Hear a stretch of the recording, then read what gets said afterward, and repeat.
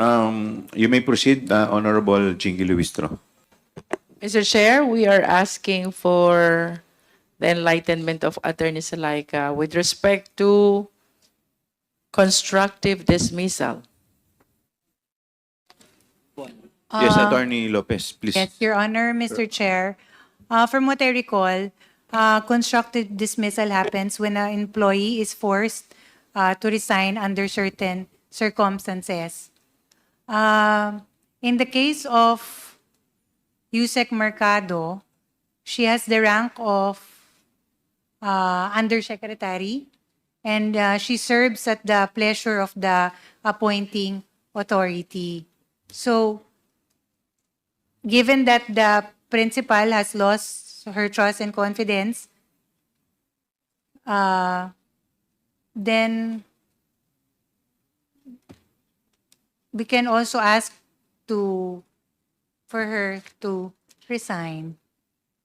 To add, Mr. Chair, by constructive dismissal, you are placed in a situation where you have no other option but to resign. I understand that Yusek Mercado is occupying a position of confidence. However, Attorney Zuleika, you will agree with me that the requirements of due process, notice and hearing are fundamental. Did you follow the requirements of due process before you ask Yusek Mercado to resign? I believe that the question is answerable by yes or no. I informed her, Your Honor, of the reasons why. She also Did you explained. follow the requirements of due process before you ask her to resign? Please be responsive. Yes, I followed the due process. If you procedure, Your did, Honor. mayroon ho ba kayong pwedeng i-present na notice of hearing where she can explain herself?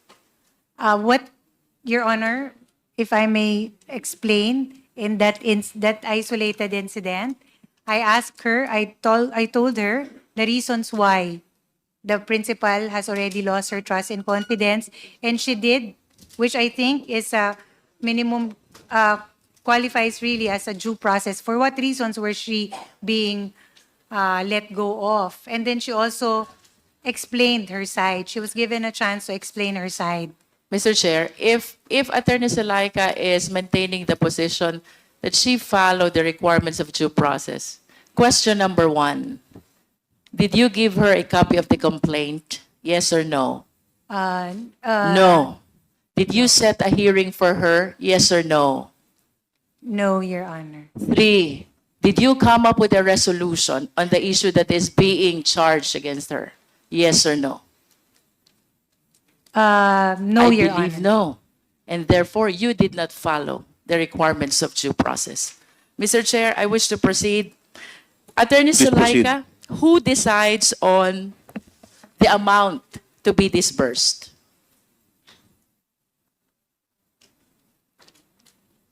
To guide you, we are leading to the confidential fund of the OVP. Sino po ba ang nagde-decide when it comes to disbursement? And may I request the Secretary to please flash the disbursement voucher. I wish to believe that at least you're aware of this, being the Chief of Staff of the Office of the Vice President.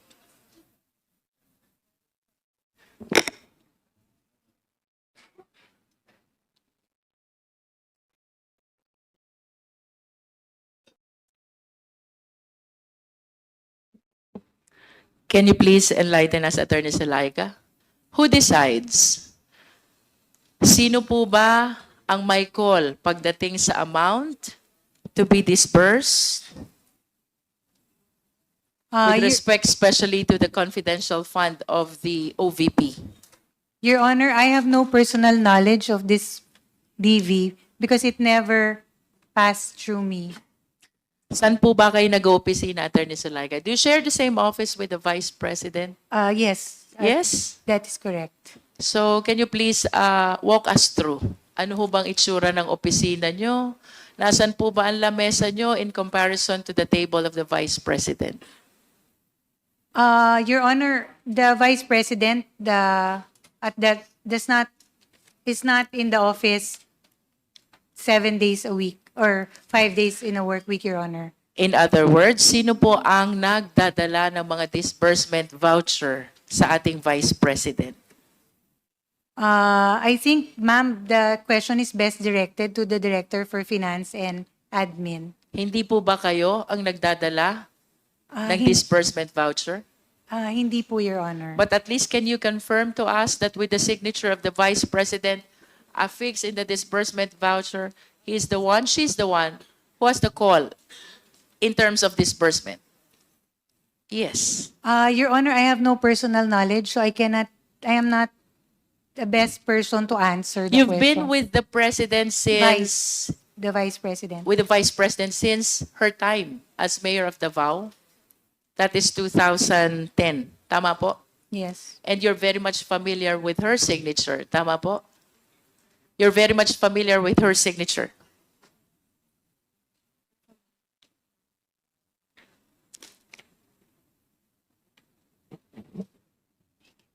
I am asking you, ma'am, if having worked for the Vice President since 2010, you're very much familiar with her signature? Yes, Your Honor, but And would you confirm that the signature affixed in the disbursement voucher is the signature of the Vice President? Your Honor, may I know if this disbursement voucher came from the OVP? Maybe we can ask the COA to confirm if this is part of the documents of the OVP. Attorney Camora? Attorney Camora, you are recognized. This is the one we submitted to them.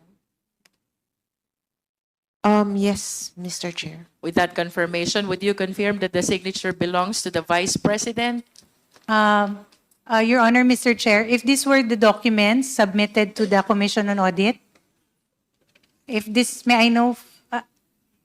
were the documents, then that would be the signature of the Vice President.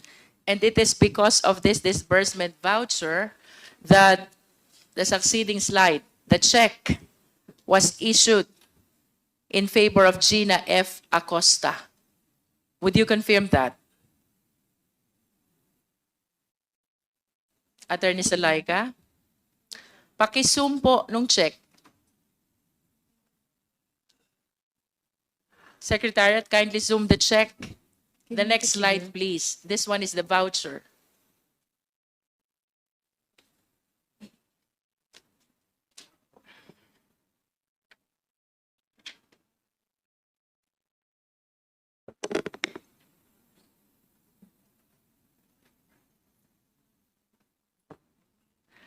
You confirm, Attorney Zuleika, that because of the disbursement voucher signed by the Vice President, this check was issued in the name of Gina F. Acosta. Your Honor, Mr. Chair, I have no personal knowledge as regards this one because it never really passed through me. It is signed, I understand, by Director Sanchez and Mr. Ortonio. Hypothetical tayo, Attorney Zuleika. Kapag nag-i-issue ng voucher, anong kasunod? Check, Your Check, Honor. without specific reference to this check. And then let's go to the utilization of confidential funds. Secretariat, kindly flash the accomplishment report.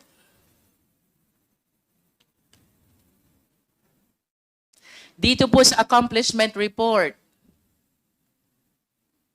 naka-itemize ang expenditures from the 125 million spent on the last quarter of 2022.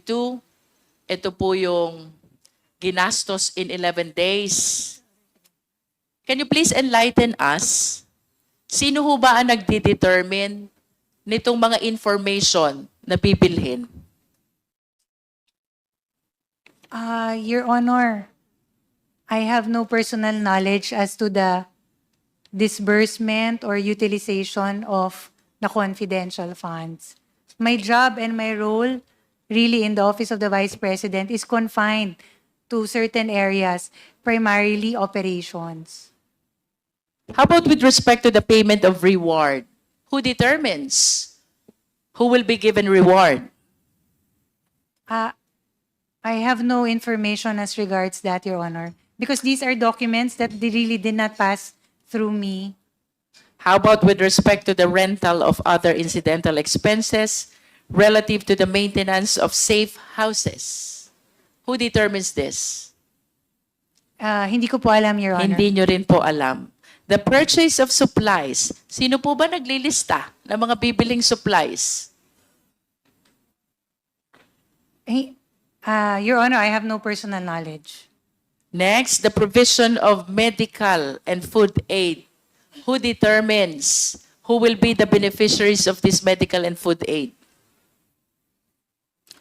Your Honor, as mentioned earlier, Mr. Chair, these are documents that did not pass through the Office of the Chief of Staff. So I really have no The personal... question, Attorney Zuleika, is no longer on the documents, but the purchases, the expenditures that are mentioned in the document. I have no information on that, Your Honor. The last item, Attorney Zuleika, payment of incentives or traveling relative to the confidential operation. Who determines this?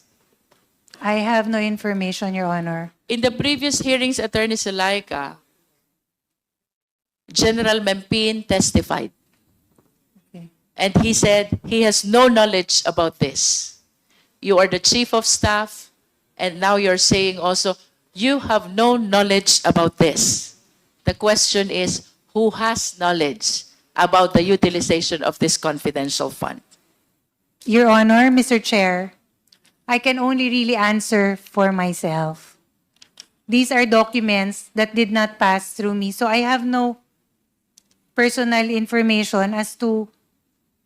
I am not privy to this kind of information, Your Honor. So Mr. I Chair. cannot answer. Mr. Chair, I do Your not want to Honor. sound repetitive, but it is really unbelievable for a Chief of Staff to have known nothing about the utilization of the huge amount of 125 million, not even one of the several items that was mentioned in the accomplishment report. And the question that is left unanswered, kung hindi ito alam, this is OVP, ni Yusek Mempin. Kung hindi ito alam ni Attorney Zuleika, sino pong nakakaalam nito, Attorney? Your Honor, I do not presume to know the answer because, again, these are documents that really did not pass through my office. There are certain areas in the Office of the Vice President that I am not really privy to. There is information that I am not privy to.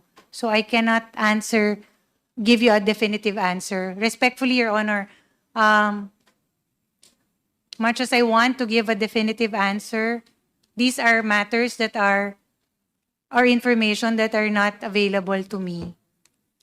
Mr. Chair. Attorney, I want to go back to the issue on Yusek Mercado. Sabi niyo po kanina, isolated occasion ito? Yes, isolated incident. During the time that she gave her testimony, she made mention that there are 5 other step-ed officials whom you advise to resign.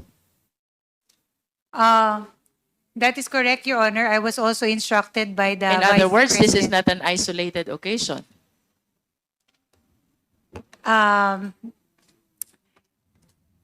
It's a task, Your Honor, that I do not do as Chief of Staff on a regular basis. That is what I meant. These were instructions that were given to me by the principal, primarily because she said that it cannot be Michael Poa who will handle it because it will already create friction among senior officials in the Department of Education. It was a task that she gave me, which I fulfilled and did, Your Honor. I just want to remind you, Attorney Zuleika, of your statement, initial statement, that there was never an occasion that you meddled with the operation, program or project of the Department of Education. And then we made mention about Yusek Mercado. You said that this is an isolated occasion. Now you admit that there are 5 other DepEd officials whom you advised to resign. Do you honestly believe na kung 6 na sila, isolated pa yan? When I say isolated, ma'am, I use the term in a manner that it is not something I do regularly.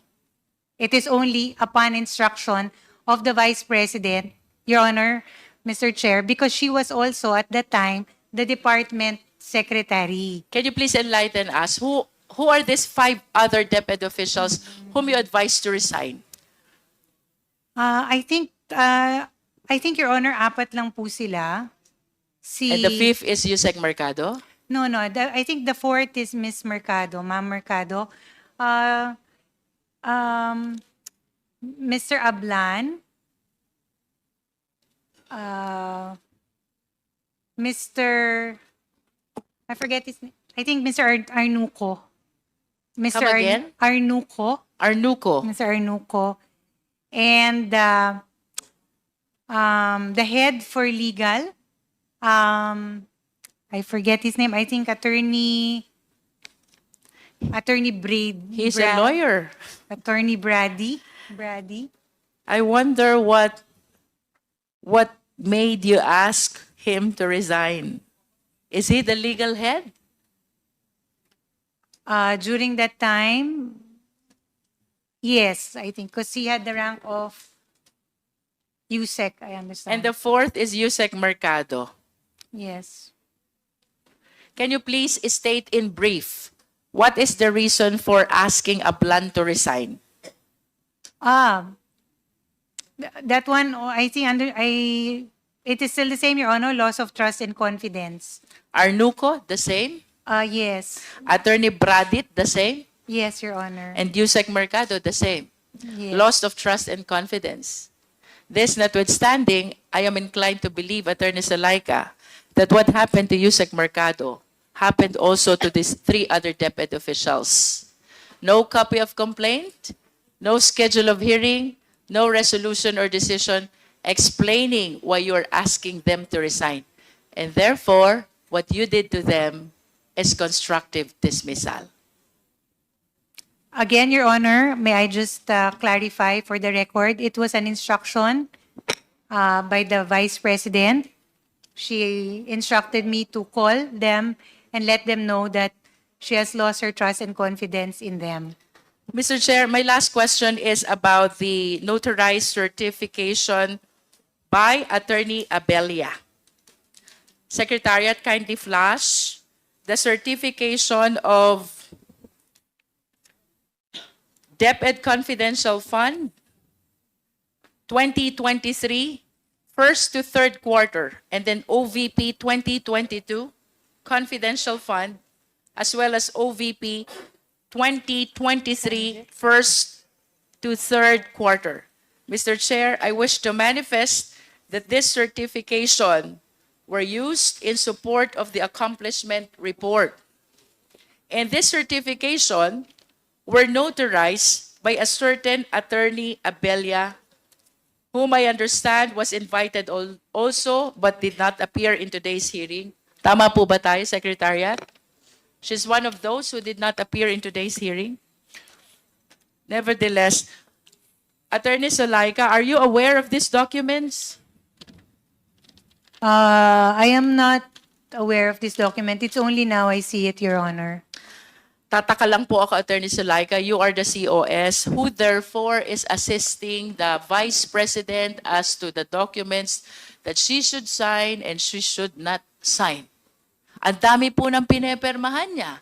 And I thought that it was you, being the Chief of Staff. I do not understand kung bakit you did not assist her at all in all these important documents concerning the utilization of confidential fund.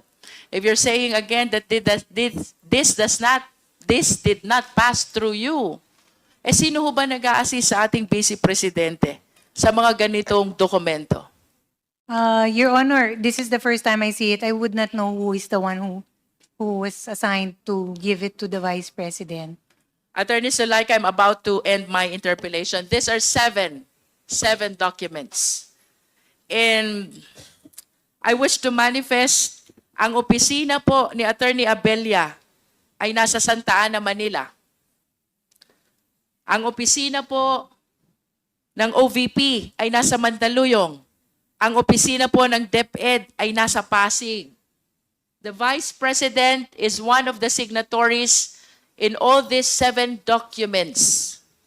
Can you confirm to us if the Vice President personally appeared before the notary public when these documents were notarized? Your Honor, I have no information on that.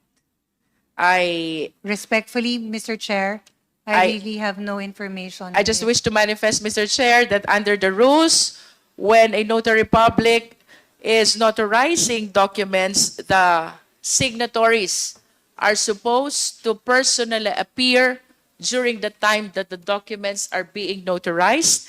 And I find it strange that the notary public is located in Manila, the OVP office is in Mandaluyong, the DepEd office is in Pasig, and it is quite hard to believe that the Vice President instead, really took time to be able to appear to the notary public, Mr. Chair.